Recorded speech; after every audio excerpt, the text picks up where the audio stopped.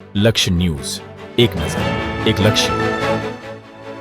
ઉપલેટામાં Siddhnath charitable trust અને સામાજિક વનીકરણ રેન્જ દ્વારા વિનામૂલ્યે રોપા વિતરણ કાર્યક્રમ યોજાયો. રાજકોટ જિલ્લાના ઉપલેટામાં દૂધ સિદ્ધનાથ ચેરિટેબલ ટ્રસ્ટ દ્વારા દર વર્ષે વિવિધ સામાજિક કાર્યક્રમો યોજવામાં આવે છે, તેમજ સેવાકીય પ્રવૃત્તિઓ પણ કરવામાં આવે છે.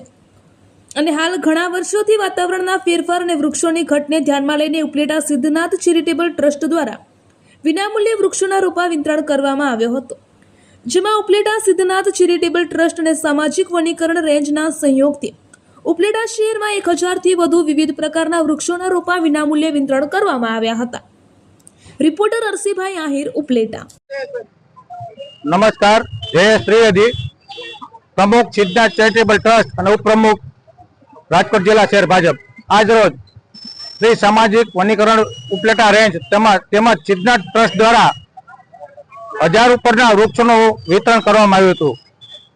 અત્યારના તબક્કામાં આપણે જોઈએ કે ખૂબ જ ગરમી વધી રહી છે અને ઓઝોન લેયરમાં ગાબડું પડ્યું છે. તો આપણે એક જ કરવાનું છે કે જેમ બને એમ તેમ વૃક્ષોને વાવીએ. કરોડો વૃક્ષોની આજે વિશ્વને જરૂર છે, તો વૃક્ષો કપાતા રહે છે, તો આપણે વૃક્ષો વાવીએ અને માનવીની અમૂલ્ય જિંદગી બચાવીએ. તે અનુસંધાને અમે આશરે આજે 2000ની આસપાસ રોપાઓનું વિતરણ કર્યું છે. આ રોપા અત્યારે વિતરણ થશે, તેમજ જો રહી જશે તો બપોરે 3 વાગે વિતરણ કરવામાં આવશે.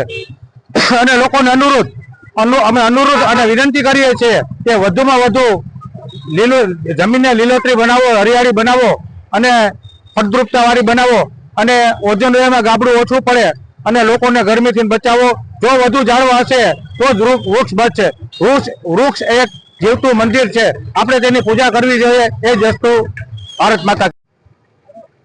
ઉપલેટાના આંગણામાં સિદ્ધનાથ ચેરિટેબલ ટ્રસ્ટ અને સામાજિક વનીકરણ રેન્જ ઉપલેટા એમના સંયુક્ત ઉપક્રમે આજે જેની ખૂબ જરૂર છે. સારા ભારતમાં આવી પ્રવૃત્તિ થઈ રહી છે, જાણીને ખૂબ આનંદ થયો છે. એમાંય આજે ગુજરાત છે જાગ્યું છે, એમાંય ગુજરાતનું ગરવીલું ગામ એટલે અમારું ઉપલેટામાં અવારનવાર આવા વૃક્ષોના આ વિતરણના કાર્યક્રમો થાય છે.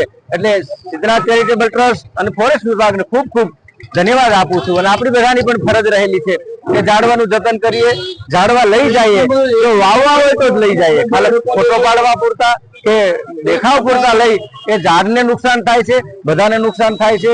એટલે એક ઝાડ એક માણસ વાવે અને બહુ મોટો સરકારનો એક સંદેશો છે, એક પેડ માં કે નામ, માના નામ ઉપર, બાપના નામ ઉપર, પરિવારના નામ ઉપર આ વૃક્ષો જેટલા હોવાય એટલી આપણા બધાની શોભા છે અને આવનારી પેઢી છે એના માટે બહુ ઉપયોગી.